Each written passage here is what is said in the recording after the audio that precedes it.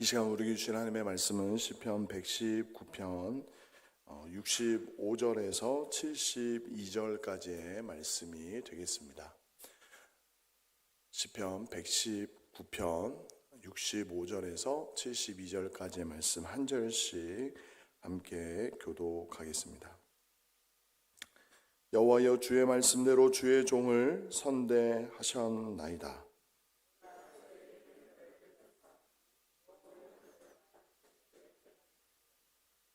고난 당하기 전에는 내가 그릇 행하였더니 이제는 주의 말씀을 지키나이다.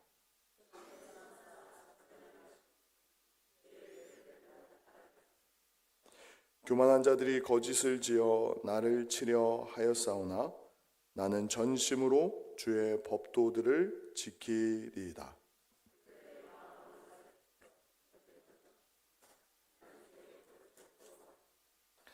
고난당한 것이 내게 유익이라. 이로 말미암아 내가 주의 율례들을 배우게 되었나이다. 주의 입의 법이 내게는 천천 금은보다 좋으니이다. 아멘. 옆에 분들과 한번 이렇게 인사하겠습니다. 우리는 그리스도의 몸입니다. 우리가 이 예배 전에 우리가 그리스도의 몸임을 고백하는 이유는 올해의 주제가 돌봄과 헌신으로 세워지는 송정교회이기 때문에 그렇습니다. 우리가 항상 예수 그리스도의 그 은혜 안에서 한몸된 지체를 이루고 있다는 사실을 기억함으로 하나님의 풍성한 은혜를 누리는 사랑하는 송정교회가 되기를 예수님의 이름으로 축원드립니다. 오늘 말씀을 준비하면서 제 안에 거룩한 부담감이 있었습니다.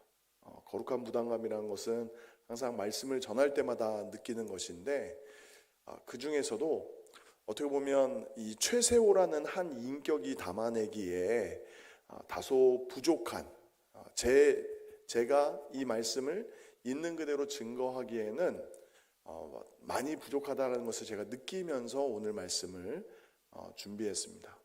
어떤 의미에서 그러냐면 두 가지 측면에서 그러한데, 첫 번째는 하나님의 말씀을 가감없이 있는 그대로 증거한다는 것이 참 어렵다라는 것을 오늘 말씀을 준비하면서 느꼈습니다. 사람들이 듣기 좋은 말, 또 세상 사람들이나 예수님을 믿는 사람들이나 모두가 공감할 수 있는 어떤 상식적인 범위 안에서의 내용을 전한다면 부담이 덜할 수 있겠지만, 성경 말씀이 우리에게 도전하는 바를 있는 그대로 증거한다라는 것이 첫 번째로 부담이었고, 두 번째로 그 말씀의 어떤 지경이라고 할까요? 경지라고 할까요? 제가 충분히 이 말씀을 내가 이해하고 전할 수 있을까? 고난당한 것이 내게 유익이다 라고 나는 고백할 수 있는가? 이 최세호라는 한 사람, 이 한 사람의 인격이 얼마나 세월을 많이 살았기에, 또 그 한 40대 후반의 이 젊은 목사가 겪은 고난의 정도가 뭐 얼마나 크다고 그 어른들 앞에서, 그 인생의 숱한 고난과 아픔을 다 경험한 분들 앞에서 고난을 논할 수 있을까라는 이 부담감이, 두 가지 부담감이 제 안에 있었습니다. 그러나 제가 증거하는 말씀은 저라는 이 부족한 최소라는 인격에 담겨져서 증거되지만, 할 수만 있다면 주의 성령께서 오늘 말씀을 가감없이 증거케 하시고 그 말씀의 의미가 여러분들의 심령 가운데 잘 새겨질 수 있는 은혜가 있기를 예수님의 이름으로 축원드립니다. 여러분들이 잘 알다시피 시편 119편은 우리가 계속 읽어가면서 내가 하나님의 말씀을 사랑합니다 라는 표현들이 계속해서 나옵니다. 이 말씀이 주의 법을 사랑합니다, 주의 율례를 즐거워합니다 등등의 다양한 표현으로 하나님의 말씀에 대한 사랑이 구구절절히 기록되어 있습니다. 그런데 이 말씀에 대한 사랑, 이 사랑이 깊어지게 됐던 계기가 무엇이냐라고 이야기할 때에 제가 서론을 좀 길게 이야기했는데, 그것은 다름 아닌 고난이었습니다. 고난. 아니, 어떻게 고난 때문에 하나님을 더 사랑하게 되었을까?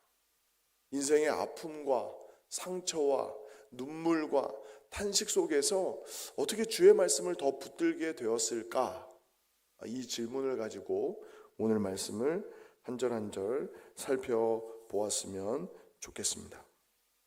오늘 본문에서 우리는 첫 번째로 놀라운 고백을 발견하게 됩니다.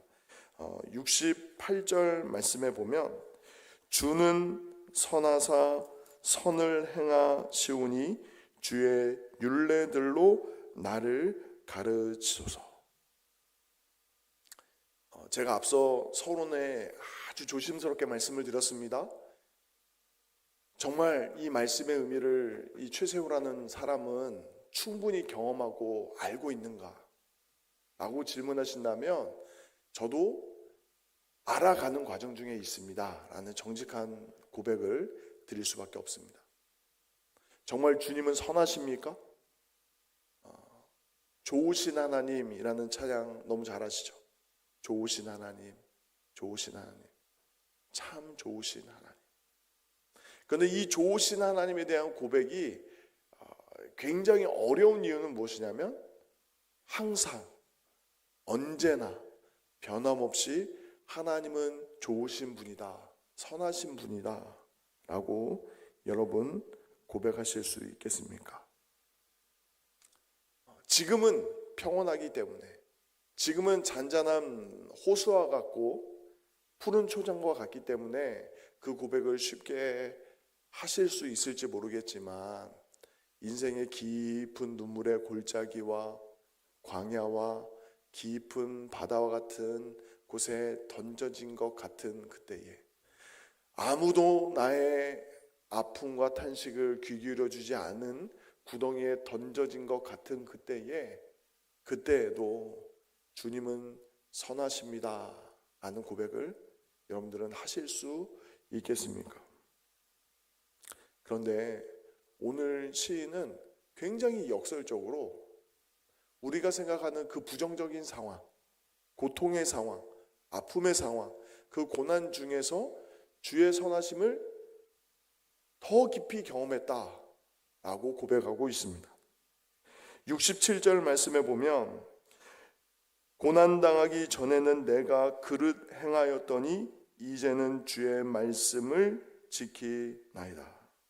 69절 하반절 말씀에 보면 나는 전심으로 주의 법도들을 지키리다 말씀하는데, 이 주의 법도를 지키는 상황이 언제입니까? 교만한 자들이 거짓을 지어 나를 치려 하였사오나. 이 교만한 자들의 정체가 누구인지 오늘 이 시편 119편의 저자를 우리는 보통 다윗이다라고 염두에 둘 수 있는데, 이 다윗이 경험했던 이 인생의 삶의 그 모든 고난과 역경 속에서 얼마나 숱한 전쟁과 전투와 음해와 고난이 있었습니까?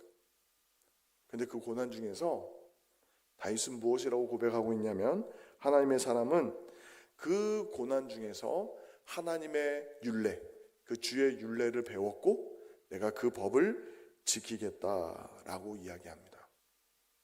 어떻게 이 일이 가능할까요? 우리는 보통 고난의 문제를 다룰 때 이렇게 생각을 합니다. 이 고난의 문제가 하나님의 때에 역전되는 상황 속에서 주님은 선하십니다 라고 일반적으로 우리는 고백합니다. 예를 들면 어떤 것입니까? 질병에 걸렸는데 질병이 낫게 하실 줄 믿고, 질병에서 벗어나게 하실 줄 믿고 기도하는 거죠. 가난의 문제에서 기도할 때 주님은 선하십니다 라고 우리는 보통 일반적으로 이렇게 고백합니다. 이 가난에서 벗어나게 하실 하나님. 보통 교회에서는 보통 이렇게 이야기하죠. 우리가 교회의 부흥을 경험한 이후에 주님을 마음껏 찬양하게 될 것을 우리는 그리곤 합니다. 그런데 성경이 우리에게 도전하는 것은 우리가 기대하는 어떠한 상황의 변화를 찬양과 감사의 조건으로 제시하지 않습니다. 물론 우리가 질병이 낫게 되면 하나님께 감사할 수 있고 찬양할 수 있고, 우리가 경제적인 형편이 나아지게 됐을 때 우리에게 복 주신 주의 은혜를 감사할 수 있고 찬양할 수 있고 증거할 수 있고, 또 교회를 향한, 또 우리의 가정을 향한, 나라와 민족을 향한 많은 기도의 제목들이 하나님이 신실하게 응답하셨을 때, 역사하셨을 때 주께 영광을 올려드릴 수 있습니다. 그런데 성경이 우리에게 도전하는 더 큰, 더 폭넓은 감사와 찬양과 사랑의 고백은 우리의 삶의 모든 상황을 포함하고 있습니다. 고난 중에서도, 우리가 원하지 않은 그 깊은 절망 속에서도 우리는 하나님을 찬양할 수 있습니다. 하나님을 즐거워할 수 있습니다. 그 이유는 다른 것이 아닙니다. 저를 한번 따라해 보셨습니까? 하나님은 여전히 선하시기 때문입니다. 시편 34편 19절에 이 고백이 있습니다. 의인은 고난이 많으나 여호와께서 그의 모든 고난에서 건지시는도다. 근데 여기에서 우리가 우리의 이해를 뛰어넘는 하나님의 도전을 이해하셔야 되는데, 무엇이냐면 의인이 고난이 많지만 하나님이 건지실 그날이 있기 때문에 우리가 감사하는 것이 아니라, 어떤 의미에서 기독교 역사뿐만 아니라 인류의 모든 역사 속에서 하나님의 선하심을 고백했던 많은 하나님의 사람들의 그 모든 삶을 총체적으로 본다면, 이 땅에서 우리의 삶 가운데 흔히 말하는 상황의 역전을 경험하지 못하고 생을 마감한 수많은 믿음의 사람들이 있습니다. 멀리 가지 않아도 돼요. 우리 송정교회의 역사 가운데 수많은 믿음의 사람들이 이곳 가운데 함께 예배하고 함께 말씀으로 교제하고 주님을 사랑했던 많은 분들이 계십니다. 근데 우리 안에 풀리지 않는 질문들이 있지 않습니까? 왜 그 장로님은, 왜 권사님은, 왜 그 집사님은 주님이 왜 그렇게 빨리 데려가셨을까? 왜 예기치 못한 사고로 왜 고난을 받는가? 그 답은 우리가 이 땅 가운데 속 시원하게 내릴 수 있는 사람은 아무도 없습니다. 아무도 없어요. 우리를 위해서 십자가에서 죽기까지 우리를 사랑하신 예수님 앞에 설 때만이 예수님만이 우리에게 답해 주실 수 있겠죠.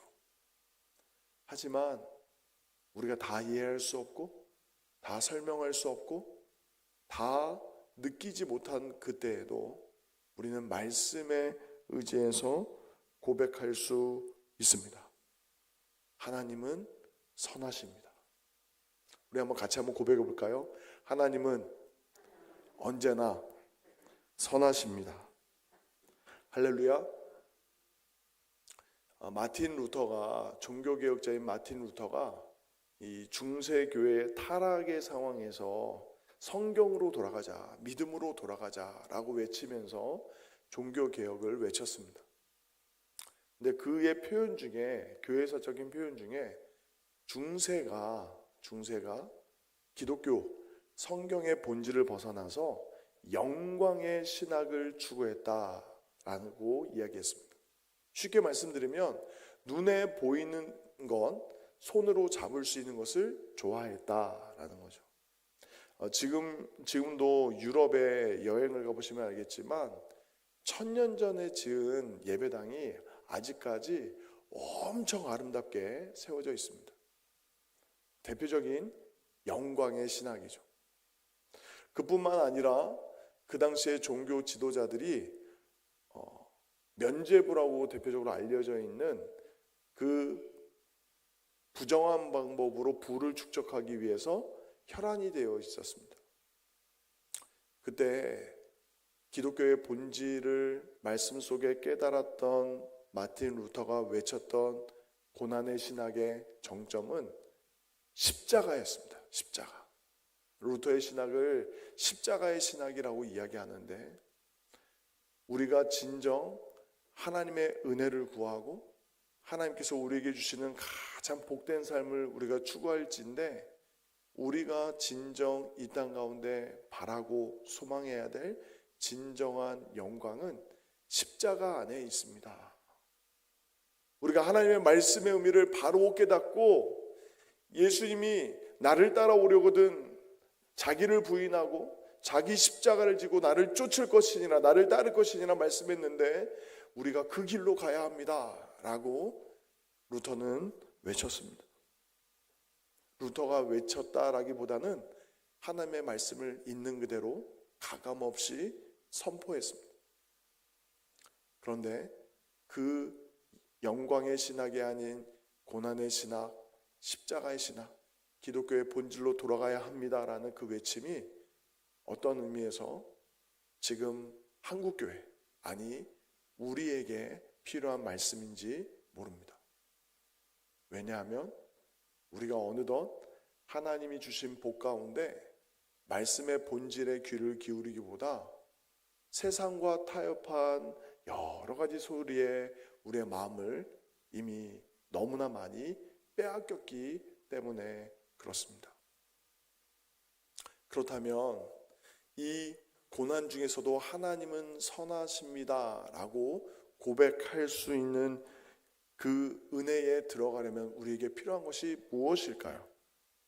66절 말씀 우리 같이 한번 읽어보겠습니다. 66절 시작. 내가 주의 계명들을 믿었사오니 좋은 명철과 지식을 내게 가르치소서. 이 명철이라는 단어 안에는 맛이라는 표현이 뜻이 담겨져 있습니다.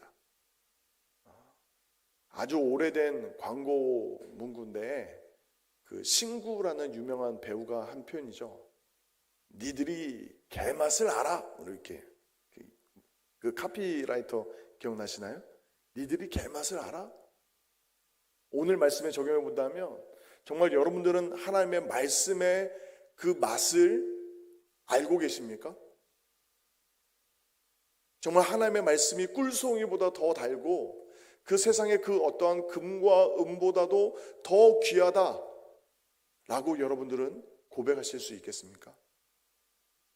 그런데 이 일이 가능하려면 말씀을 깨달아야 된다는 거죠. 오늘 표현으로 얘기한다면 그 맛을 알아야 된다는 거죠. 분별할 수 있는 은혜가 필요합니다. 정말 인생에 있어서 무엇이 가장 중요한 것인지, 이 땅 가운데 영원한 것은 무엇인지, 세계관에 대해서 언젠가 들어보신 적이 있겠지만, 세계관에 중요한 이 세 가지 질문이 있습니다. 하나는 무엇이냐면 변하지 않는 것, 영원한 것은 무엇인가. 두 번째는 그 영원한 것을, 변하지 않는 그 본질을 우리는 어떻게 알 수 있는가. 그리고 세 번째는 그 영원한 것, 변하지 않는 것을 우리가 알았다면 어떻게 살 것인가 라는 이 세 가지 문제가 있습니다. 그런데 이 성경은 우리에게 명확하게 말씀하죠. 우리에게 영원한 것은 살아계신 하나님과 그의 말씀이 영원한 줄 믿습니다.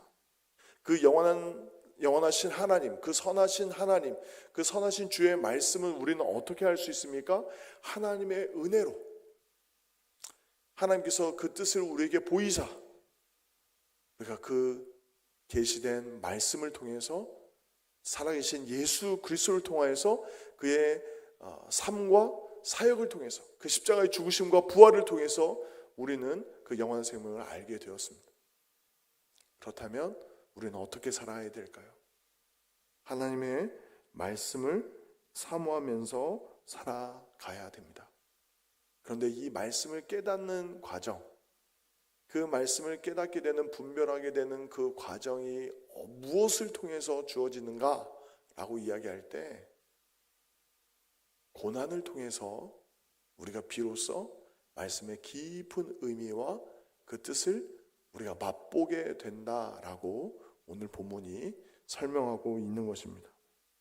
67절에 그런 의미에서 다시 한번 읽어드리면, 고난당하기 전에는 내가 그릇 행하였더니 이제는 주의 말씀을 지키나이다.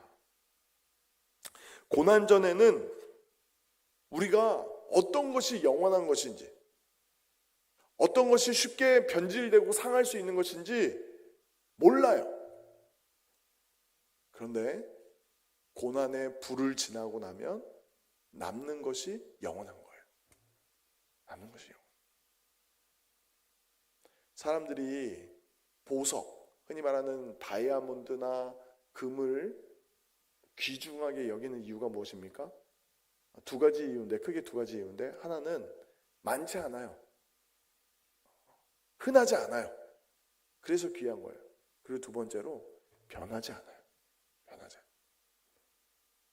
쉽게 변하지 않아요. 다이아몬드는 그 어떤 것보다 되게 강력하다라는 표현 알고 계시죠? 금도 정말 쉽사리 어떤 화학 반응에 반응하지 않습니다. 우리의 믿음이, 우리에게 믿음을 주신 그 하나님의 은혜가 말씀으로 임할 때 그 생명의 말씀은 변하지 않습니다. 그런데 그 변하지 않는 생명의 말씀을 우리가 그 맛을 분명하게 깨닫게 되는 것은 고난 중에서 보게 된다는 거죠. 히브리서 12장 6절 말씀에 주께서 그 사랑하신 자를 징계하시고 그가 받아들이시는 아들마다 채찍질 하심이라 하였으니 라고 말씀합니다. 같은 맥락 속에 119편 71절에 이렇게 말씀합니다. 고난당한 것이 내게 유익이라 이로 말미암아 내가 주의 율례들을 배우게 되었나이다. 예전에는 썩어질 것, 영원하지 않은 것, 안목의 정욕과 이생의 자랑과 육신의 정욕을 따라서 세상에 속한 것을 따라서 열심을 내며 살아왔다면 고난 중에서 떨어버릴 것은 떨어버리고 버릴 것은 버리고 더 좋은 것을 택하게 된다는 거죠. 제가 이제 저보다 연배가 조금 더 많은 20살 또는 10살이 많은 분들과 종종 운동하는 곳에 가보면 이제 제가 도전을 받을 때가 있어요. 아직은 제가 젊기 때문에 어떤 식단 조절에 대한 개념이 없는데 저보다 한 10년, 20년 나이 많은 선배 목사님들을 보면 얼마나 철저하게 식단을 조절하는지 모르겠어요. 아직 당뇨 전 단계인데도 식단을 조절해요. 왜 그럴까요?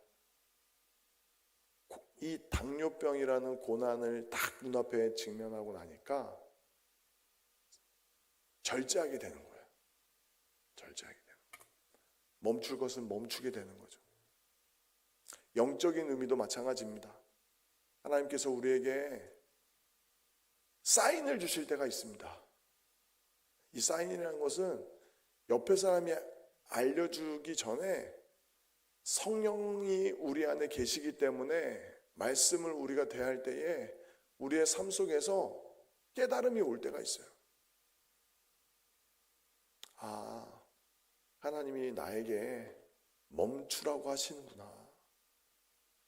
하나님이 기뻐하시지 않는 거 이제는 그만하라고, 충분하지 않냐고 말씀하시는구나.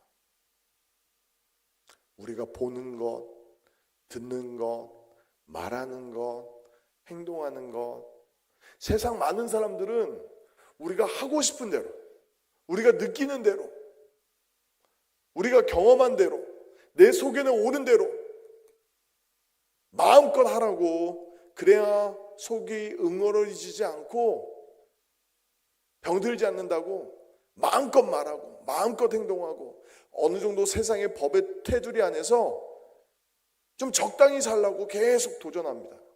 유혹합니다. 세상은 그래요. 그런데 우리는 하나님의 말씀 속에서 계속 도전받습니다. 분별하라고. 너희는 이 세상을 본받지 말고 오직 마음을 새롭게 함으로 변화를 받아 하나님의 선하시고 기뻐하시고 그 온전하신 뜻이 무엇인지 분별하라 라고 도전합니다. 그런데 이것이 똥인지 된장인지 구별하게 하는 것이, 이것이 영원하지 않은 것인지 영원한 것인지, 이것이 가치 있는 것인지 가치 없는 것인지 분별하게 하는 그 기준이, 시금석이 무엇이라고요? 살아계신 하나님의 말씀이다라는 거죠. 고난 중에서, 그런 의미에 그 고난 중에 우리가 붙들어야 되는 것은 하나님의 말씀입니다. 말씀.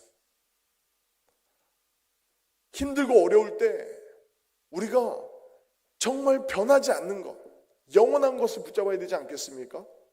썩은 동아줄을 잡아서 여러분들의 생명을, 우리의 가정을, 우리의 교회를 지킬 수 있겠습니까? 아니죠. 영원한 생명의 말씀을 붙들 때 우리가 비로소 영원한 것, 변하지 않는 것, 생명의 가치를 붙들게 되고 그 가운데서 하나님의 선하심을 더 깊이 경험하게 될 줄 믿습니다. 히브리서 12장 11절에 이렇게 말씀합니다. 무릇 징계가 당시에는 즐거워 보이지 않고 슬퍼 보이나 후에 그로 말미암아 연단받은 자들은 의와 평강의 열매를 맺느니라. 그 맥락 속에 시인은 이렇게 마지막으로 고백합니다. 주의 입의 법이 내게는 천천 금은보다 좋으니이다. 하나님의 입으로부터 나오는 말씀이 나에게 생명입니다. 나에게 생명입니다. 예수님이 그 광야에서 시험 받으실 때에 사단에게 정확하게 하셨던 말씀이 있어요. 그것은 우리에게 하실 말씀이에요.